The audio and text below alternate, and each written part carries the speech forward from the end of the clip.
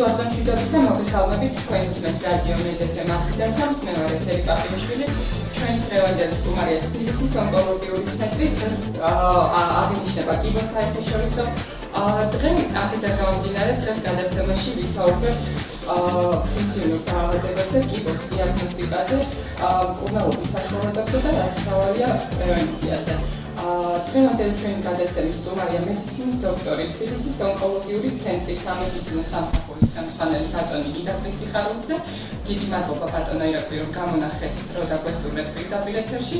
მოდით დღევანდელი ჩვენი საუბარი დავიწყოთ კიბოს სტატისტიკით, რა მდგომარეობაა მსოფლიოში და მათ შორის საქართველოში, რამდენად აქტუალურია დღეს ეს პრობლემა მოსახლეობისთვის, იქნებ თვითონ ამზე სიტყვა. მოგესალმებით, მივესალმებით თქვენს მსმენელს და მადლობას ერთით მოწვევისთვის. რა თქმა უნდა, პრობლემა არის ძალზე აქტუალური. აქედან იმდენად აქტუალურია ეს პრობლემა, რომ მსოფლიოში ერთი დღეც კი არის გამოყოფილი, ასე ვთქვათ, ამ დაავადებასთან საბრძოლველად. და ეს არის 4 ფედერალური დღევანდელი. კი, ბატონო, და ულოცავ ყველა იმ ხალხს, ვინც დაკავებულია ამ უმძიმესი სენთან ბრძოლაში. პრობლემის აქტუალურობა გამომდინარეობს იქიდან, რომ ყველას მოგეხსენებათ, რამდენად მძიმე პათოლოგია არის ონკოლოგიური დაავადებები, რა მძიმე არის მისი მკურნალობა და შედეგებიც. დღესდღეობით შეიძლება ითქვას, რომ მიუხედავად ყველა ღონისძიებებისა, თვითონ ავადობის მაჩვენებელი ხომ მსოფლიოში იზრდება. მაგალითად, ამერიკის შეერთებულ შტატებში ხომ მხოლოდ 2014 წელს კიბოს ახალი შემთხვევები დაფიქსირდა, სადღაც 1.5 მილიონი შემთხვევა იყო დაფიქსირებული კიბოს ახალი შემთხვევის. აქედან სადღაც 600,000-მდე სიკვდილის შემთხვევა იყო დაფიქსირებული ერთ წელიწადში. გამომდინარე ამ სტატისტიკიდან ჩანს, რამდენად აქტუალური არის ეს პრობლემა რა. პრაქტიკულად სიკვდილიანობა ონკოლოგიური დაავადებებისგან გადავიდა მეორე ადგილზე უკვე. ყოველი მეოთხე სიკვდილის მიზეზი ეს არის ონკოლოგიური პათოლოგიით დაღუპული ადამიანი.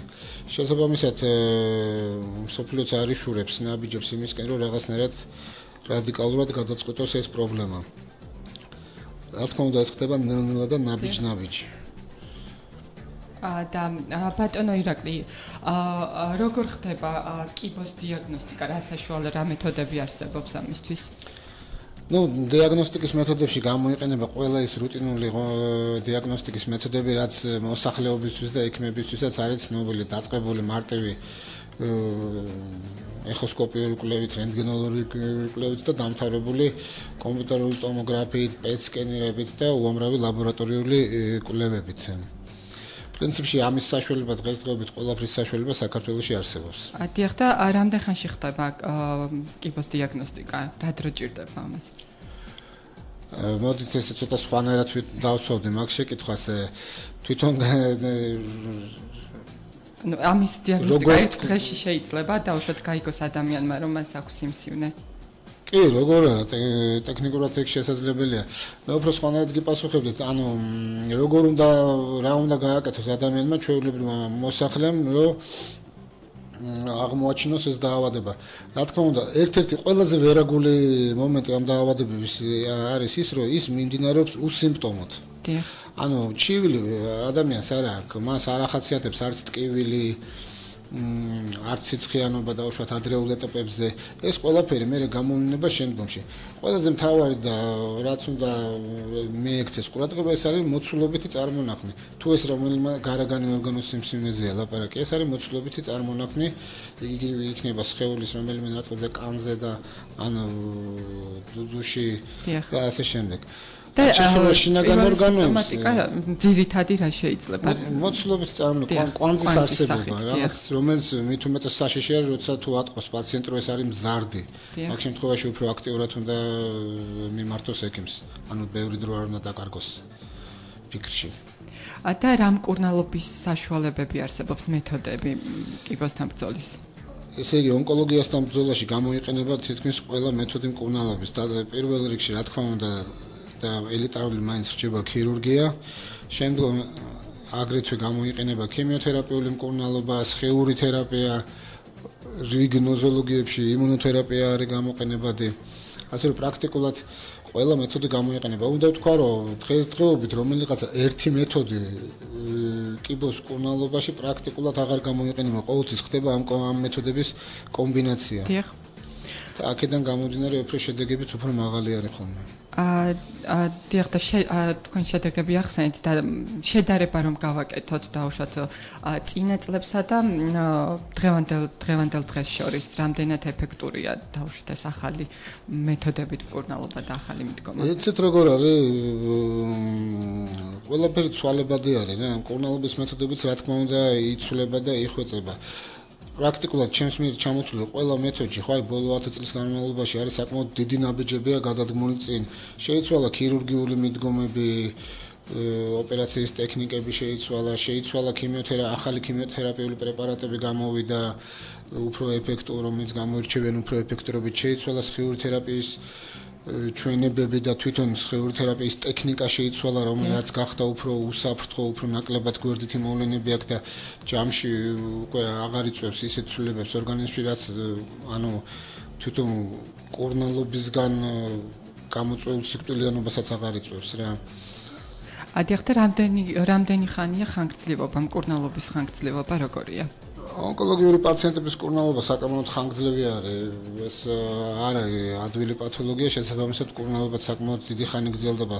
რიგ შემთხვევებში ეს იკავებს დაახლოებით 9 წელიწადს, რათა გაიაროს პაციენტმა სრული კურსი ამ მკურნალობის. ხანდახან წლები გრძელდება ეს მკურნალობა, თუ გორმონოთერაპია ერთობა შეიძლება 5 წელიც გაგრძელდეს მკურნალობის ეტაპები, სხვადასხვა ეტაპები. და რა სახის სიმსივნეები არის უფრო გამოხატული, უფრო ხშირად გამოვლენილი პაციენტებში? მამაკაცებში ეს პირველ რიგში არის ფილტვის კიბო, რაც დაკავშირებულია თამბაქოს მოხმარებასთან, ხოლო ქალებში პირველ ადგილზე მაინც რჩება ძუძუს კიბო. აქ უნდა ითქვას, რომ ევროპაში და ამერიკაში ფილტვის კიბოს შემთხვევები იკლებს, რაც დაკავშირებულია დიდ ანტითამბაქოს პროპაგანდასთან დიახ და ამან უკვე გამოიღო თავის შედეგები და ფილტვის კიბოს შემთხვევები მცირდება. ხოლო რაც შეეხება ძუძუს კიბოს, აქაც არის ცვლილებები, თვითონ ავადობის მაჩვენებელმაც დაიწყო დაკლება 50 წელს გადაშორებულ ქალბატონებში, რასაც ხსნიან იმით, რომ მოიკლო მოხმარებამ ჰორმონალური პრეპარატების, აი 50 წელს გადაშორებული ქალების ჩვენ საერთაშორისო სტატისტიკა გვაქვს, მაგრამ სამწუხაროდ არ არსებობს საქართველოში სტატისტიკა ამასთან დაკავშირებით. ბატონო ირაკლი, თქვენ პრაქტიკოსი ექიმი ბრძანდებით და თქვენი პრაქტიკიდან გამომდინარე, საქართველოში რამდენად იკლო ამ მაჩვენებელმა დაუშვათ რომელზეც ჩვენ ვისაუბრეთ, საქართველოს მდგომარეობით რა შეიძლება თქვენი გამოცდილებით რომ გითხრათ რა მდგომარეობა? იცით რა ძნელია ესე თქმა, ანუ ეს ერთ-ერთი პრაქტიკოსი ექიმი ამას ვერ გეტყვით, იმიტომ რომ ამაზე მუშაობს დიდი ჯგუფები ხალხის და მთელი ორგანიზაციები მუშაობენ, რომელიც ამ სტატისტიკას სწავლობენ. ამიტომ ეს ერთმა ექიმმა თქვას, რომ მოიკლო. თუ ის პრინციპები იქნება დაცული დაუშვათ, თუ საქართველოში შემცირდება თამბაქოს მოხმარება, შესაბამისად აქაც მოხდება იგივე, შემცირდება ფილტვის კიბოს ახალი შემთხვევები.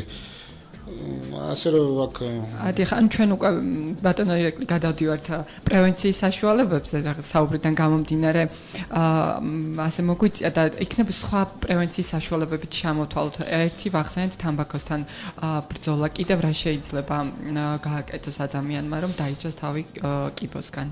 იცით რა, კიბოს გამომწვევ ფაქტორებში არ არსებობს ერთი მიზეზი, რომელიც იწვევს კიბოს ფაქტორს, არის რამოდენიმე მიზეზი. ეს მიზეზები საკმაოდ ბევრი არის დაწყებული გენეტიკური ფაქტორებიდან, დამთავრებული გარემო სფეროდან, გარშემო მდგომარე პირობებიდან, ნერვული სტრესი, აქედან გამომდინარე, არის რაღაც მომენტები, რაც შეიძლება თვითონ ადამიანმა გაითვალისწინოს, მაგრამ არის ისეთი მომენტები, სადაც უკვე უნდა ჩაერთოს სახელმწიფო, ეს არის პირველადი ჯანდაცვის გოლი. ანუ უნდა ხდებოდეს რეგულაცია იგივე იმ გარემო, იმ ჰაერის, რასაც ჩვენ ვთქვათ, იმ საკვების, რასაც ვჭამთ და ესე შემდეგ რა. დიახ და ბატონო ირაკლი, თუ შეიძლება გითხრათ თბილისის ონკოლოგიურ ცენტრში, რომელსაც დღეს თქვენ წარმოადგენთ, მუშაობს თუ არა საყოველთაოდ დაზღვევა და რა ხარჯებს ფარავს ის თუ მუშაობს? ესე იგი, მინდა მოგახსენოთ, რომ თბილისის ონკოლოგიური ცენტრი პირველ რიგში ჩვენთან ტარდება პრაქტიკულად ყველა ნოზოლოგიის კურნალობა, რაც დაკავშირებული არის ონკოლოგიასთან და რა თქმა უნდა და თუ შეიძლება რომ ჩამოვთვალოთ, რადგან მსმენელმა უფრო უკეთ გაიგოს, რა შემთხვევაში შეუძლია მიმართოს თბილისის ონკოლოგიურ ცენტრს. ну ესეთი პათოლოგიები როგორც არის ძუძუს კიბო, გინეკოლოგიური პათოლოგიები, აბდომინური მუცლის პათოლოგიები, უროლოგიური სიმსივნეები, პრაქტიკულად მთელი სპექტრი არის გადაფარული, აგრეთვე ქიმიოთერაპიული მკურნალობა და ჩვენ ცენტრში აგრევე არსებობს ინტრაოპერაციული სხიური თერაპიის კომპონენტი რა, ან უბრალოდ ინტრაოპერაციული სხიური თერაპია, რაც არის ჯამში სხიური თერაპიის ერთ-ერთი კომპონენტი, რომელიც საგრძნობლად უიოლებს პაციენტებს, ძალიან კომფორტული არის პაციენტებს, წარმოიდგინეთ ოპერაციული ჩარევა და სხიური თერაპია კეთდება ერთდროულად. და ეს არის დაკავშირებული საკმაოდ კომფორტულია იმით, რომ რიგ შემთხვევებში პაციენტს აღარ უწევს უკვე თვენახევრიანი მკურნალობა და ყოველდღიური მიმართვა კლინიკისთვის. და ეს რა დრომდე მცირდება ამ შემთხვევაში? აი ამ შემთხვევაში მცირდება საათნახევრამდე ის მკურნალობა, რაც შეიძლება მოუწიოს თვენახევარი იაროს კლინიკაში. დიახ და ბატონო ირაკლი, სად მდებარეობს თქვენი კლინიკა და იქნებ ტელეფონის ნომერიც გამოვაცხადოთ? კლინიკა მდებარეობს დიღომში, ჰოსპიტალ დიღომში, ეს გახლავთ ყოფილი რკინიგზის საავადმყოფო, მეოთხე მეხუთე სართულზეა განლაგებული. ჩვენი ტელეფონი გახლავთ 236 44 85 და აგრეთვე ვებგვერდი არის კანცერჯი, რომელსაც ახლა მიმდინარეობს სამუშაოები და მიდის მისი განახლება. დიდი მადლობა ბატონო ირაკლი და რას ურჩევთ ჩვენს რადიო მსმენელს და რა შეგიძლიათ? პირველ რიგში ურჩევდი რომ ყველაზე კაი პრევენცია იქნება ის რომ პაციენტები არ დაელოდონ იმას სანამ რაღაცა სიმპტომები გაუჩნდებათ და წელიწადში ერთხელ გამონახონ ერთი დღე, დაუთმონ თავის თავს, მივიდნენ ექიმთან და ჩაიტარონ პროფილაქტიკური გამოკვლევები, რათა დროზე მოხდეს თუ მათ აქვთ რამე პათოლოგია, დროზე მოხდეს პათოლოგიის აღმოჩენა და ეს იქნება ყველაზე კაი პრევენცია. დიახ და ბატონო ირაკლი, ხა თქვენ ახსენეთ პრევენცია და დავუშვათ ადრე აღმოჩენილი დაავადება. სიმსივნეს როგორც ვიცით ახასიათებს სტადიები და იქნებ მოკლედ ამ სტადიებზეც გვესაუბროთ. რაც უფრო ადრე იქნება პათოლოგია აღმოჩენილი, მით უფრო დასაწყისი სტადია იქნება და შესაბამისად მით უფრო ნაკლები მკურნალობა დაჭირდება და რაც მთავარია მკურნალობის გამოსავალი, ანუ შედეგი იქნება კარგი, ანუ სიცოცხლის ხანგრძლივობა იქნება მაღალი. შეიძლება სრულ გამოჯამთელებაზეც კი იყოს ლაპარაკი, 100%-იანზეც. დიახ და როგორც წესი საქართველოში ტრადიციაა რომ ექიმს მიმართავენ ხოლმე უკვე დაგვიანებულ იცით რა არის, აი გეტყოდით რომ ბოლო წლებში ამდენმა გადაცემებმა და ამდენმა მუშაობამ თავისი გამოიღო უკვე თავისი შედეგი და მე ვეღარ ვიტყოდი რომ ეს უკვე ტრადიცია არის. ტრადიციად ხდება ის რომ ადამიანები მოდიან იტარებენ ამ პრევენციულ კვლევებს და საკმაოდ მოიმატა აი ამ დაწყებით სტადიების გამოვლინებამ და შესაბამისად უკვე შედეგებიც ამ მკურნალობის არის კარგი. დღევანდელი ჩვენი ეთერი სწორედ ამას ემსახურება. ეს გარდატეხა უკვე შემიძლია, აქ უკვე შემიძლია ჩემი პირადი გამო, ეს გარდატეხა უკვე ნამდვილად ხდება. იმჩნევა, დიახ.